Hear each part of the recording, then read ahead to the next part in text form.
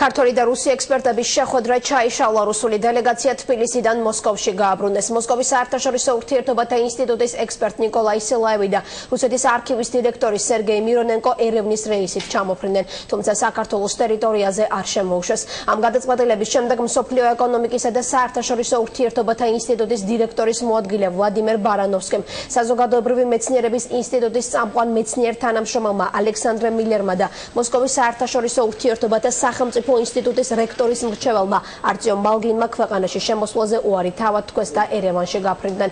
დელეგაციის წევრებს დამოუკიდებელ ექსპერტთა კლუბთან და რუსეთის კვლევების ქართულ ცენტრთან შეხვედრები უნდა გაემართათ.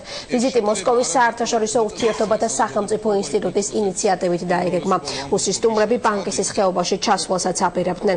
ქართული დეპუტატები ექსპერტების უკან გაბრუნებას ამართლებენ. პარლამენტში ამბობენ, რომ დელეგაციის წევრები კრემლის ემისრები არიან, რომლებიც საქართველოში ფარული გეგმებით მოდიოდნენ.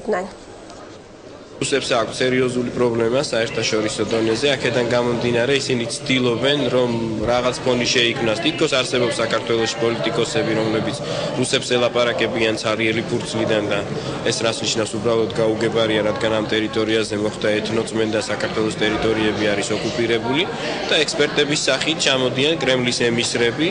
ეს უნდა გადაწყვიტოს ქართულმა საზოგადოებრივობამ, ჭირდება თუ არა ასეთი ადამიანების ჩამოსვლა, რაც შეეხება პოლიტიკოსებს, მათ მიმართ არჩევნების დროს იქნება სათანადო დასკვნა გამოტანილი. ამ ადამიანებს არანაირი საერთო არ აქვთ ექსპერტობასთან, ისინი გახლავთ პუტინის პირადი ემისრები, რომლებიც სხვათა შორის ამართლებენ ყველაფერი იმას, რასაც რუსეთი დღესდღეობით ჩადის საქართველოსთან მიმართებაში და ზოგადად უნდა ითქვას, რომ სახალხო დიპლომატია უნდა აწარმოოს ისეთმა ადამიანებმა, რომლებიც არიან კეთილგანწყობილი ქვეყანასთან მიმართებაში.